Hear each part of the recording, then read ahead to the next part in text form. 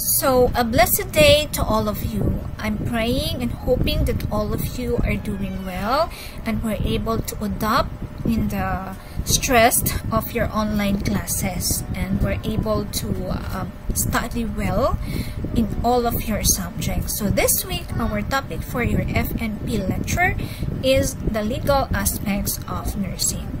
So, in this presentation, we will talk the following four major concepts. We will talk about the general concepts or legal concepts, the regulation of nursing practice, the scope of nursing practice, and the code of ethics for nurses.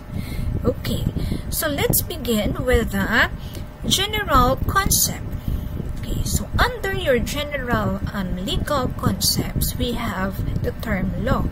I'm sure that all of you are familiar with the term law. You have encountered it in your previous years of study and even at home, siguro na i-encounter niyo yan. But for us to understand it more deeply or to understand it better, so let us talk or define law according to Guido 2014. So law is the sum total of rules and regulations by which the society is governed. As such, law is created by people and exists to regulate all persons. So law is very important in our barangay, kasi there are different kinds of law, and even in our school and in our practice, in the nursing practice, and in our whole country, because it will guide us to practice or to do what is right, not to harm other people. Okay, so litigation is another term here. So it is an action of lawsuit. So when you say lawsuit, it is you are referring to a proceeding by a party or a parties against another in the civil court. Okay, and then litigators, you are referring to the lawyers who participate in the lawsuits.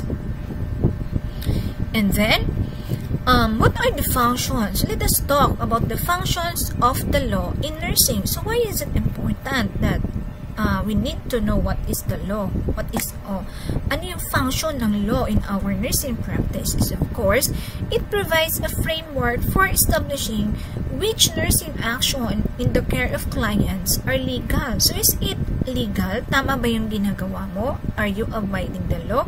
And of course, that is to protect the rights of our clients. So it differentiates the nurse's responsibilities from those of other health professionals. So it helps establish the boundaries of independent nursing action, and it assists in maintaining a standard of nursing practice by making nurses accountable under the law. Kasi kung wala tayong law, you can do everything to the client, di ba? Kahit na ano, basta nag-nursing lang naman ako kasi gusto ng parents ko. So kahit whatever I do to the client, although it might kill the client, so okay lang without the law. So that's why meron tayong law, again, that is to protect to the client, and not only to protect to the client, it will also protect you as a professional. Okay, so there are four sources of law: the constitutional law, legislation law, administrative law, and a common law. And we will discuss each of those, okay, in this slides. Okay, so when we say constitutional law, it is a foundation of the justice system and creates legal rights and responsibilities. So it establishes the general organization of the federal government, grants certain powers to the government, and places limits on what federal and state government may do. So constitutional law is actually the body of rules, doctrines, and practices that govern the operation of political communities. And it is a channel or a vehicle for our constitutional rights. There are actually over 10,000 Republic Acts, no? And some of those are considered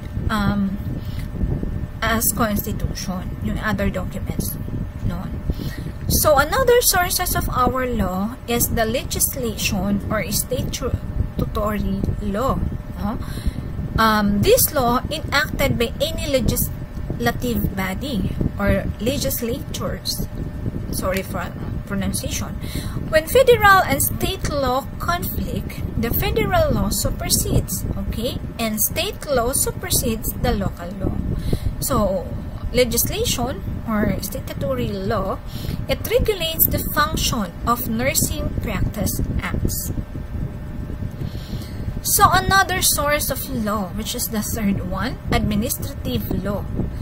Okay, rules and regulation created by the administrative agency when the state legislature passes a statute.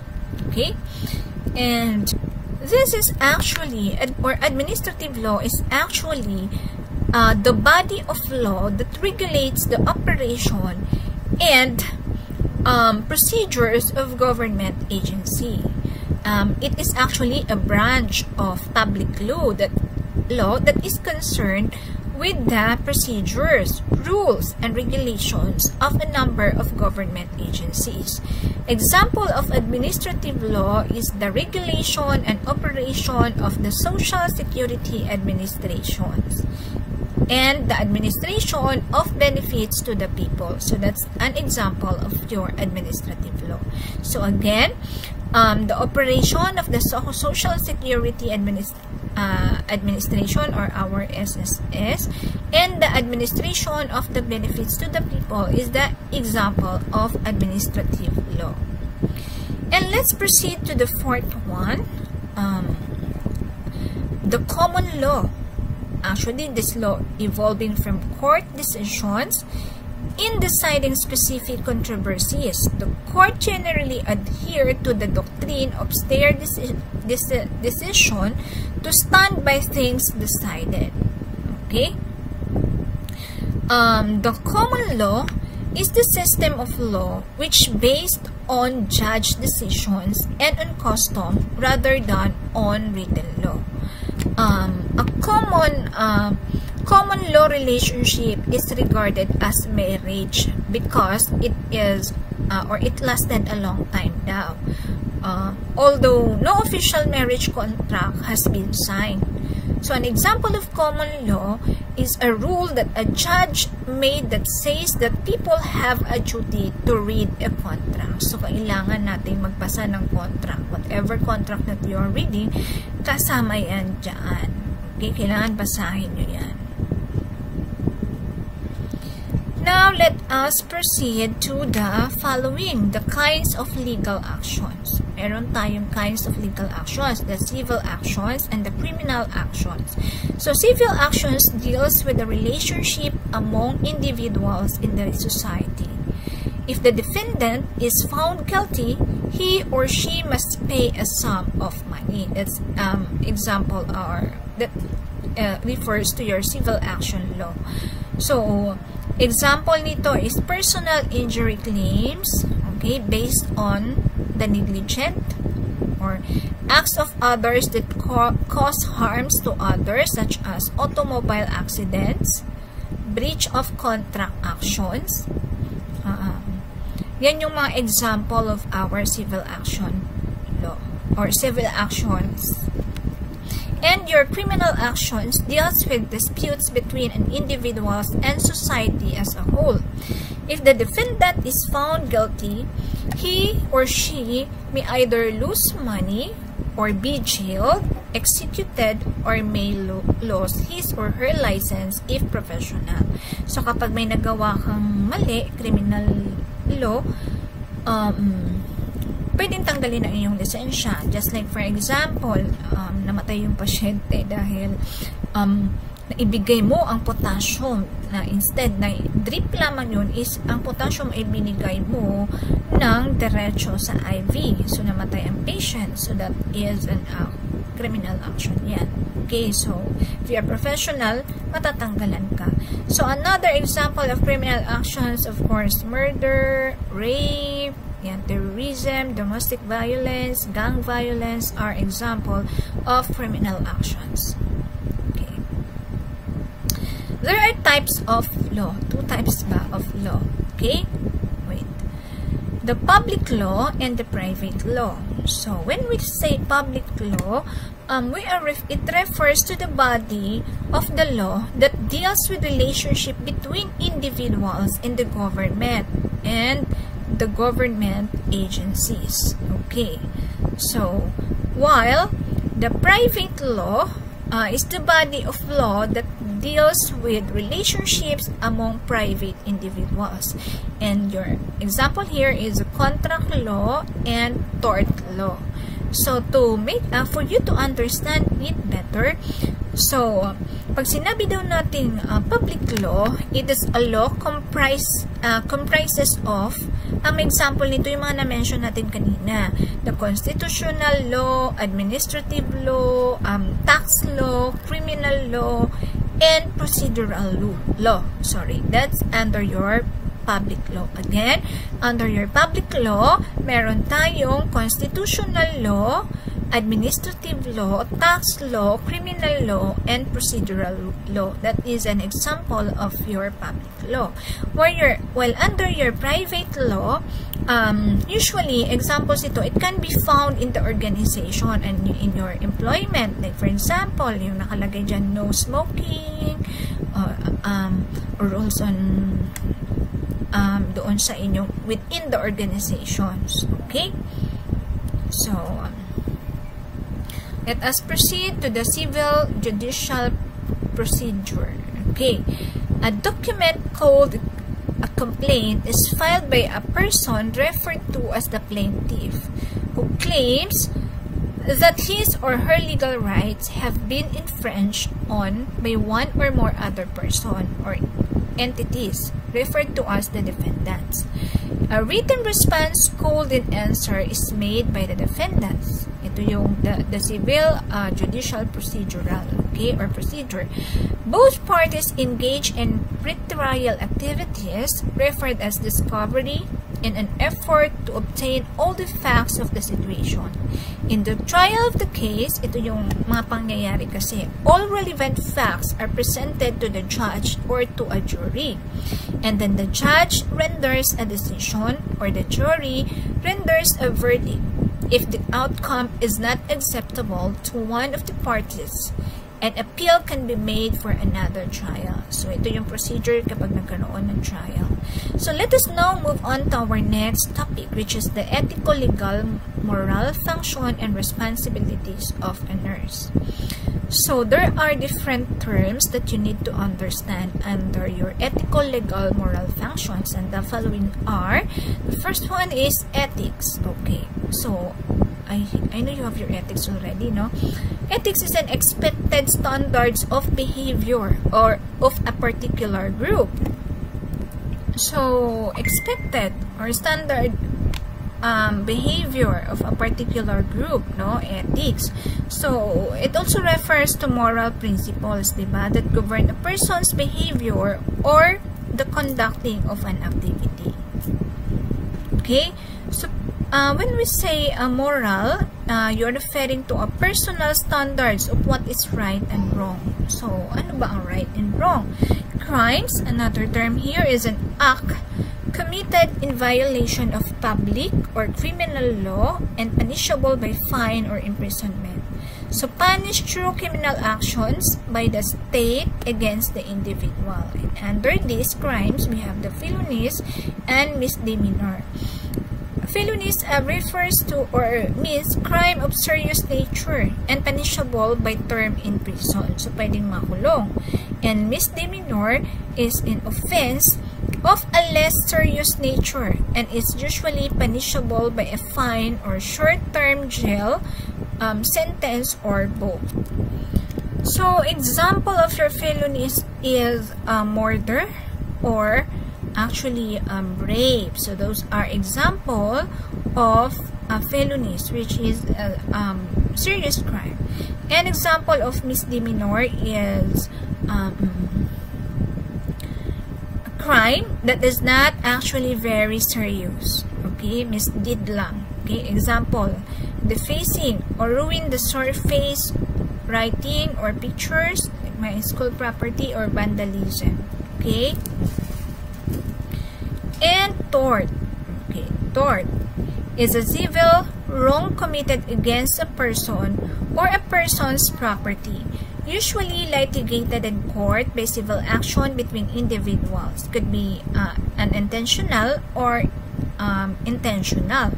So another another explanation is that a tort is a wrongful act that causes harm to someone, but that is not a crime and dealt with a civil court. Okay?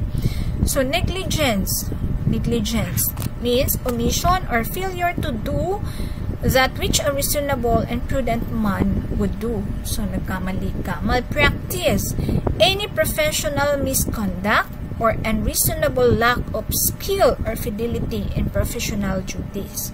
Evil practice or illegal or immoral conduct. So that is your malpractice. Duty. Okay. So dito na tayo sa 6 elements of nursing practice. So there are 6 elements that includes the following. First one is duty. The nurse must have a relationship with the client that involves providing care and following an acceptable standard of care. And a breach of duty is another element, no? There must be a standard of care that is expected in the specific situation, but that the nurse did not observe. So that's breach of duty. So may standard na dapat ito yung dapat mong gawin, pero hindi mo ito sinunod. Hindi mo sinunod ang halimbawa sa sterility, nag-break ka ng sterile technique, or hindi mo sinunod na dapat ito'y mabigay sa pasyente, hindi mo na ibigay yung gamot, hindi mo na ibigay sa tamang oras. For foreseeability, a link must exist between the nurse's act and the injury suffered. And then causation is another element. It must be proved that the harm occurred as a direct result of the nurse's failure to follow the standards. So ngayon dapat naintindihan nyo, no, na yung mga procedures na ginagawa natin, hindi lang pala siya basta-basta, di ba? Kahit yung simpleng oral care nyo, kung nabulunan yung pasyente nyo, na-push nyo yung water doon sa loob ng client, baka mag-aspirate si client, pwede kamatay ni client. Or may loose teeth doon na hindi mo nakita habang nililinis mo yung teeth niya. So, very simple procedure, pero dapat tingnan mo if you are doing it well. You are following the standard of doing it para hindi ka makakapag-harm. So, harm or injury. Plaintiff must demonstrate some type of harm or injury as a result of breach of duty owed to the client. Damages is another element of nursing malpractice. If malpractice caused the injury, the nurse is held liable for damages and that may be compensated. Intentional torts. So, pinag-usapan natin kanina yung term na torts, di ba? Meron siyang different kinds, no?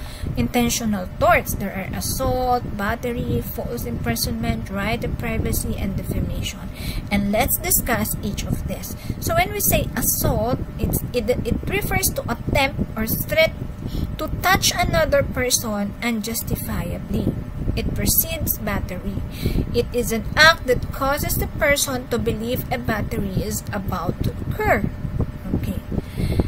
Okay, so touching yan, touching unjustifiably. So, bakit mo tinatouch si patient? Kailangan ba talaga? So, kailangan magpaalam kayo. Hindi lang basta-basta porket pasyente yan, no? Pwede mong hawak-hawakan kung saan. Battery is the willful touching of a person that may or may not cause harm.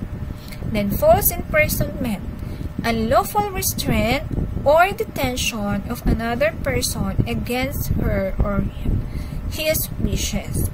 And then, right to privacy. Ito, importante ito, no? Yung mga privacy na yan. Minsan, pagdating nyo sa area lab, picture dito, expose ang information of the client, pinag-usapan si client. Okay. So, it refers to a right of an individual to withhold himself and his property from public scrutiny. So, yan. You observe the right of the client's privacy. And another one is, or another term under your intentional torts is defamation. Communication that is false or made with a careless disregard from the truth and results in injury to person's reputation. Okay, baka may libel or slander. So, libel, printed or written or pictures, and slander is spoken words. Diba? Yung mga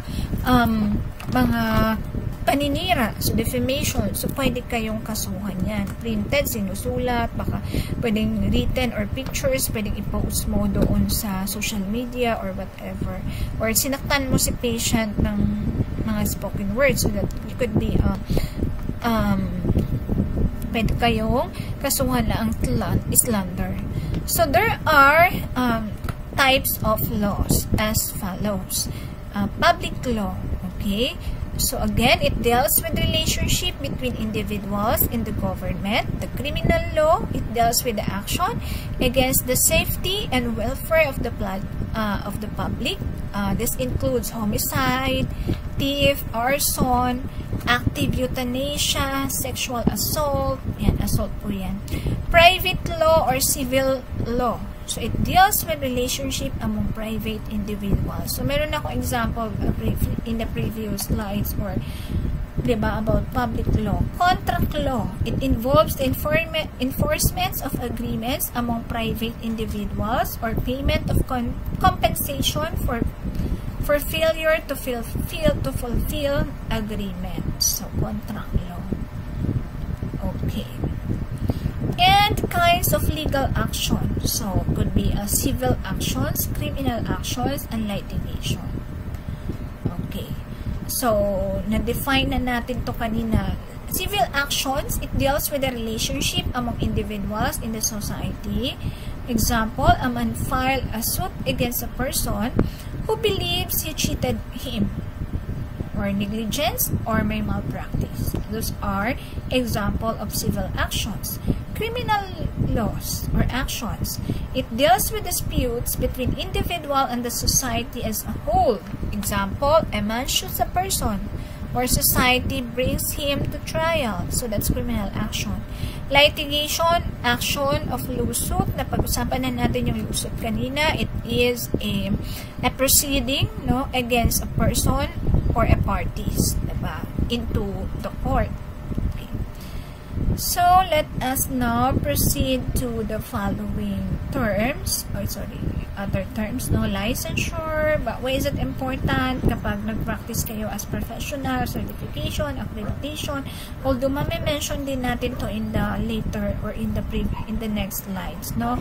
Pero I'll give you a brief definition of the following terms. So, licensure is a legal permit that a government agency grants to individuals to engage in the practice of a profession and to use a particular title. So, licensure.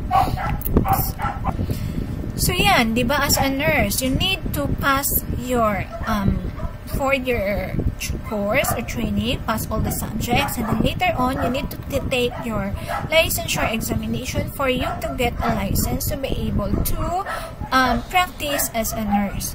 And another term here is certification. It is a voluntary of validating that an individual nurse has met minimum standards of nursing competence in specialty areas such as in maternal and child health nursing, pedia, mental health, and etc.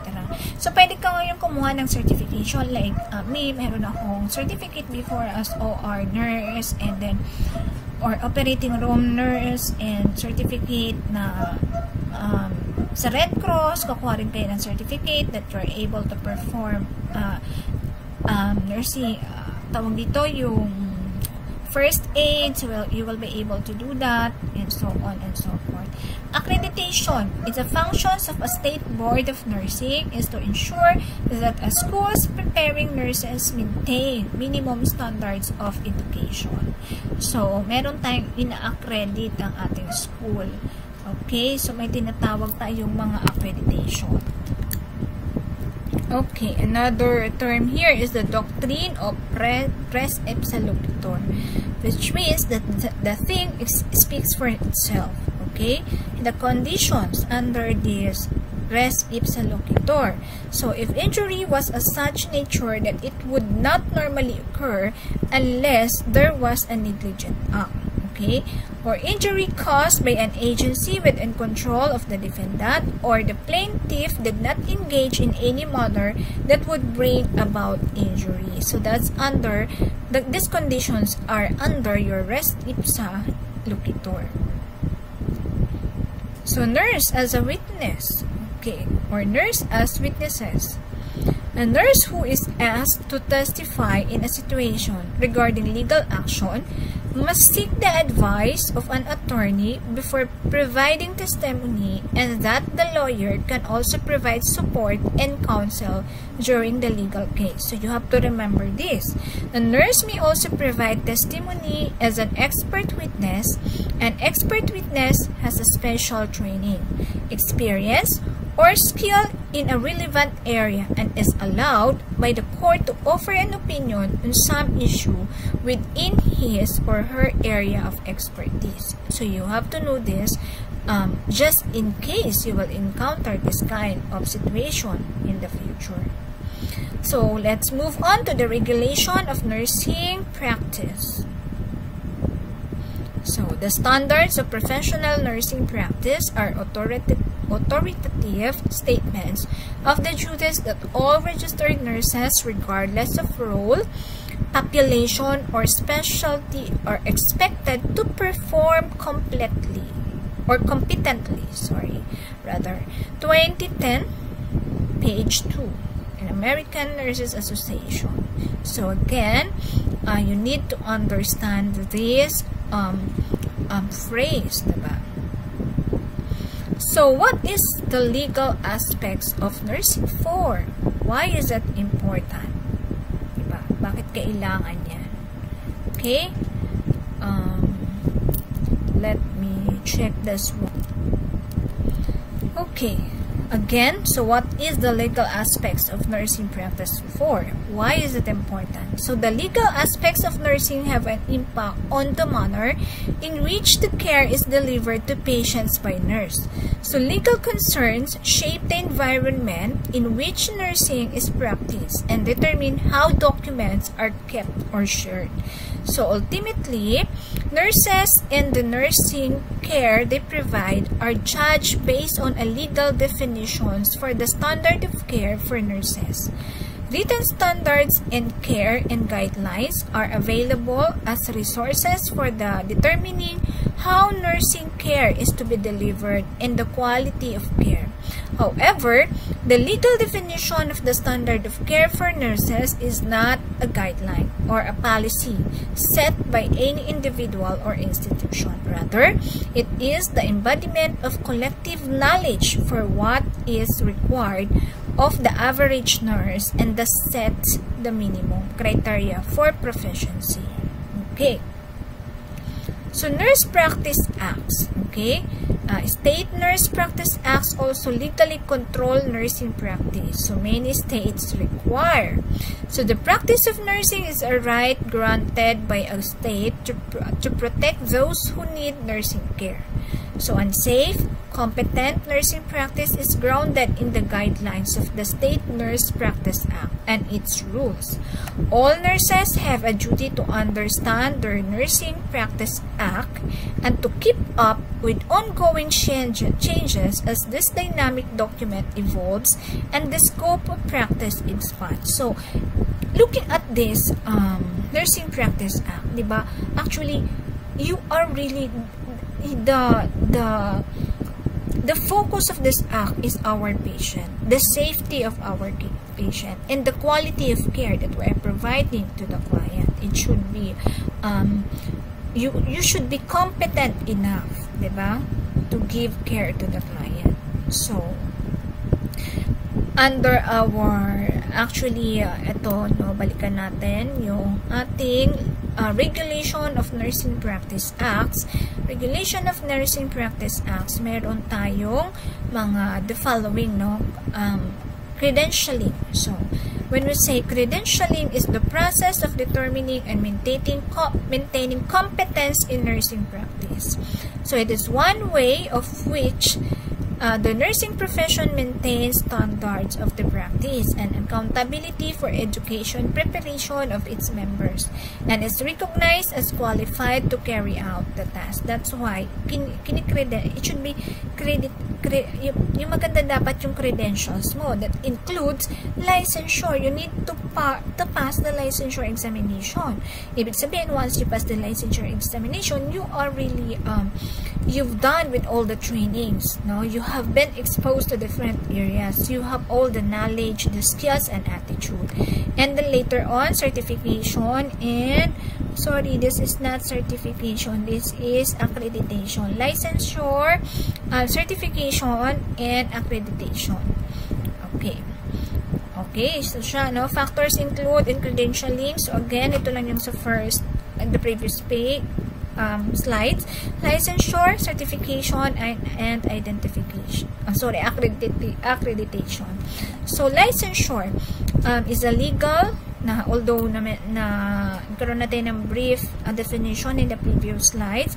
Licensure is a license, is a legal permit that the government agency grants to individual to engage in the practice of profession and to use a particular title. So, once you pass or you pass the 4-year course, you pass all the subject, all the RLE, you have been exposed to different areas, gain all the knowledge, and skills that are required. Now you are given a chance to take the licensure examination. So once you pass it, you can practice it here in the Philippines only. But if you want to practice it in another country, you have to study again. So based on the standard of that country where you want to go. So you need to have another license because of course our setting is different from their setting. So nursing license is mandatory in all states.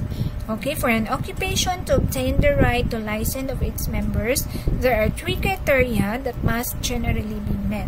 So the first one is need to protect the public safety or welfare. So importante talaga yun, public safety talaga or safety of our client. The occupation is clearly delineated as separate, distinct area of work. So a proper authority has been established to assume the obligations of the licensing process. So may process yan. Importance of licensure. Why is it important? Why you need to take the bakit kailangan pa? I studied 4 years, diba? So I know how to handle patient. But why is it important? According to Nurse Attorney Brose in 2012, he stated that nurses don't have the right to practice nursing or to hold themselves out as nurses unless their nursing licenses are in good standing. So, dapat good standing yan. A professional license in nursing is important because it sets minimum qualifications, so minimum pa lang, competencies, and provides assurance to the public that the predetermined standards have been met. Diba? So, you were able to meet all the standards. And the next one is certification. Certification is the voluntary practice of validating that an individual nurse has met minimum standards of nursing, competence, and specialty areas. So, there are different fields or specialty areas in nursing. Like, kung pediatric nursing ka, so sa pedia ka mag-work, operating room nurses ka, opta nurse ka, or military nurse ka, or community health nurse ka, you need to have a certificate if you want to be assigned in those areas. So, national certification may be required to become licensed as an advanced practice nurse. So, certification programs are conducted by the American Nurses Association, ANA, and by Specialty Nursing Organization. So, depende kung saan kang bansa. But, of course, dito sa Pilipinas, depende kung sa ano ka. Meron tayong ORNAP, meron tayong ANSAP, meron tayong PNA. So, ORNAP is Operating Room Nurses Association of the Philippines, Association of Nursing in the Philippines, or Philippine Nurses Association, the PNA. Okay, so marami pa. So, depende no kung anong area ang specialty. So, medyo marami na rin sa Pilipinas. Accreditation or approval of a basic nursing education program. So it depends on the state or state board of nursing must either approve or accredit a nursing program. Nursing program can also choose to seek voluntary accreditation from a private organization such as Accreditation Commission for Education in Nursing or ASCEN in the Commission on Collegiate Nursing Association or CCNE. So, standards of care. So, ano-ano ba ang mga standards of care? Okay. Why is it? Paulit-ulit natin sinasabi. Bakit may kailangang may licensure, may accreditation? Kasi nga para magkaroon ng standard of care. So, the skills and the learning commonly processed by members of a profession. That's according to Guido of 2014. So, nursing standards of care can be classified into two categories. Could be internal and external standards. So, when we say internal standards of care, this includes that the nurse's job description, education, and expertise, as well as individual institutional policies and procedures. That's according to Guido again of 2014, page 55. So, external standard consists naman of the following: the Nursing Practice Act, Professional Organization, Nursing Specialty Practice Organization, Federal Organization, and the Federal Guidelines. So, the scope of nursing. Let's now move on to the scope of nursing, or the Republic Act number 9173, Article 6, Section 28. That states that provide nurse care through the utilization of the nursing process. So, I told you what is nursing process already. Nursing care includes but not limited to traditional and innovative approaches, therapeutic use of self, executing healthcare techniques and procedures, essential primary health care, comfort measures, health teachings, and administration of written prescription for treatment, therapies, oral, topical, and parenteral medication. Internal examination during labor in the absence of antenatal bleeding and delivery. In case of suturing of perineal lacerations, special training shall be provided according to protocol established. That's what your Republic Act 9173 states. Establish linkage with community resources and coordination with the health team. And C, provide health education to individual, families, and communities. Teach, guide, and supervise students in nursing education programs, including the administration of nursing services in various settings, such as hospitals and clinics. That's why doon na-assign kayo, no? Undertake consultation services, engage in such activities that require the utilization of knowledge and decision-making skills of a registered nurse. So, i-act nyo talaga yun, like as a nurse. Undertake nursing and health human resource development, training and research, which shall include but not limited to the development of advanced nursing practice. This section shall not apply to nursing students who perform nursing functions under the direct supervision of a qualified faculty. So that's your Republic Act 9173 states. Let us now proceed to our Code of Ethics. So nursing ethics. Okay. Nursing ethics is a system of principles governing the conduct of the nurses. So ano ba dapat yung conduct mo? Is it ethical? Is it legal? So sometimes nagkakaroon ng conflict of ethical and legal. So it deals with the relationship of a nurse to the patient's family, her associates, and fellow nurses, and the society. So concepts. Wait. Okay. Sorry medyo nakakahilo ang slides. Okay. Concepts of nursing ethics. So, nursing ethics is the aspect of moral philosophy. So, it's a branch of philosophy actually, which serves as guides in one's judgment or appraisal of the goodness or badness of acts relative to the practice of nursing. So, is it ethical? Tama ba yung gagawin mo? Euthanasia, is it ethical? What is euthanasia? It is a mercy killing of those who are suffering, like those patients suffering cancers. It's just very sad. Okay? So, guiding principles under your nursing ethics. The practice of nursing is a profession predicated on the ideals of service. It is a vocation, diba? Premised on personal sacrifices and devotion to duty for the benefit of the people. So, not just a profession, but it is a vocation as well that requires your personal sacrifice. The profession is a means of livelihood, and a professional nurse has an inherent right to earn a living and secure for herself the necessities and comforts of life. Yes, you need to have the salary, diba? That's why. As a practitioner, her primary object is not to amass financial gains, but to render satisfactory professional service. So I hope you understand this one. That yes, we are human beings. We have needs. We have family. We have needs and families that depends on us. But yet, you need to do what is right. You need to do your calling. You need to kailangan gampanan mo yung calling mo. Okay, you need to render satisfactory professional service to the humankind, because that is your call, that is your calling, that is your vocation.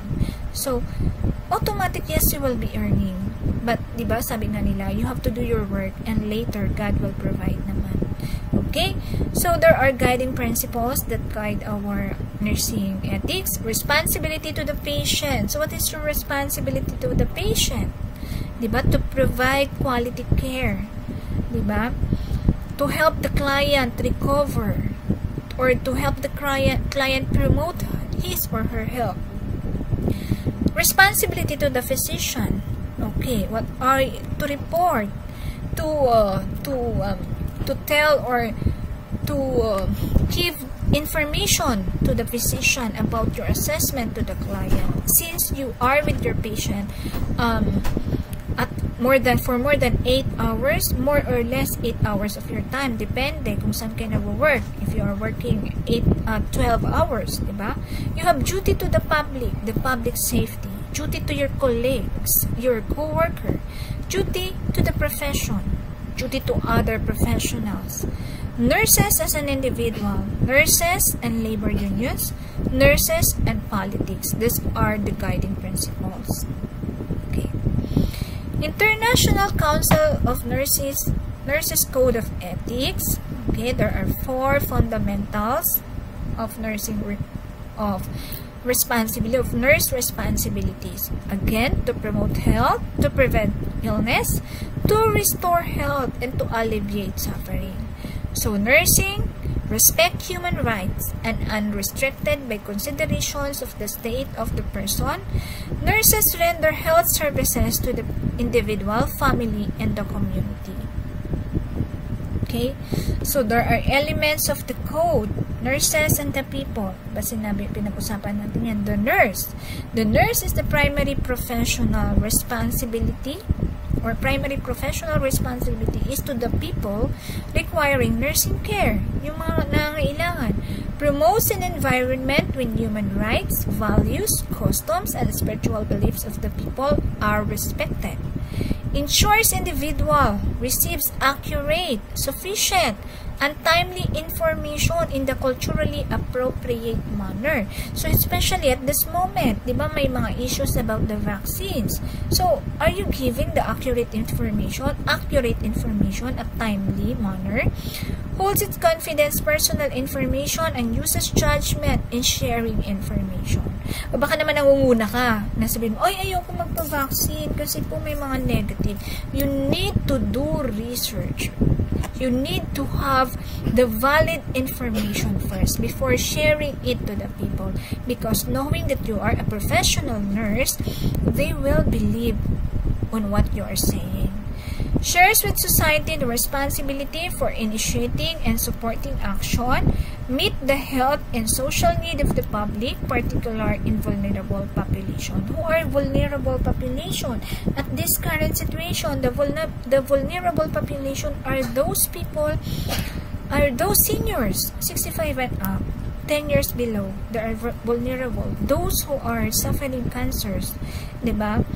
Who have a problem with their immune system, diba? Poor ang kanilang immune system. Nurse advocates equity and social justice in resource allocation, access to health care and other social and economic services. O baka naman pag naging nurse ka na, ang bibigyan mo lang ng mga vaccines, lalo na pag nasa health centers ka, ang binibigyan mo lang is just your friends, your relatives. Okay, so you have to remember this element of quotes. Demonstrate professional values. That's understandable.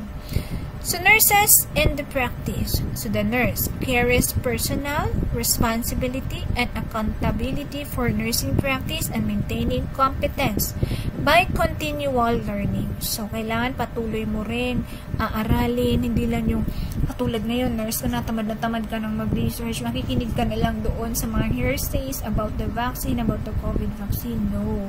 You need to continue learning. Maintain standard of personal health, uses judgment regarding individual competence when accepting and delegating responsibility. Maintain standards of personal conduct which reflect well on profession and enhance public confidence. Ensures that use of technology and scientific advances are compatible with safety, dignity, and right of people. Strive to foster and maintain a practice culture promoting ethical behavior and open dialogue. So, most of these are very, very understandable naman siya. Alin lang ba dito ang medyo mahirap intindihin? Nurses and profession. The nurse assumes major role in determining and implementing acceptable standards of clinical practice, management, research, and education. So, you are liable kasi you are professional. So, dapat acceptable yung standards mo na ina-apply. Active in developing and sustaining core professional values. So, you must coordinate or cooperate. Acting through professional organization, participates in creating and maintaining safe, equitable social and economic working conditions in nursing. Practice to sustain and protect natural environment and is aware of consequences to the health. Oh, yun, this proper disposal of garbages. Okay. Ayan. Contributions to an ethical organization in the environment and challenges an ethical practice and setting. Baka may mga unethical practice dyan sa hospitals. So, dapat kaya mong kasi pumasok ka na doon, may mga unethical practices silang mga ginagawa. Halimbawa, yung patient kahit hindi ginamit, is chargeable sa patient, tapos kukunin yung item. So, that's an example. So, that's unethical. Okay? Nurses and co-workers. The nurse sustains a cooperative relationship with co-workers in nursing and other fields. Dapat maganda rin yung you are cooperative with your other healthcare team, diba? Takes appropriate action to safeguard individuals, families, and communities when their health is in danger by coworker or other people. Baka may may kaguluhan. Okay, so dapat mo yung safe, diba? Safety ng client. Takes appropriate action to support and guide co-workers to advance ethical conduct. And that actually ends our lecture for this week. And you'll have your quiz naman, diba? So, you have to be ready for another quiz for next week. So, according to Florence Nightingale, siya yung first to set out guidelines for ethical nursing practice. Sabi niya, it may seem a strange principle to enunciate as the very first requirement in a hospital is that it should do the sick no harm. So, dapat no harm. Dapat you are only providing, you are helping the client to recover, diba? Hindi yung madagdagan mo pa yung sakit ni patient, diba? Actually, so this ends our slide. So God bless everyone.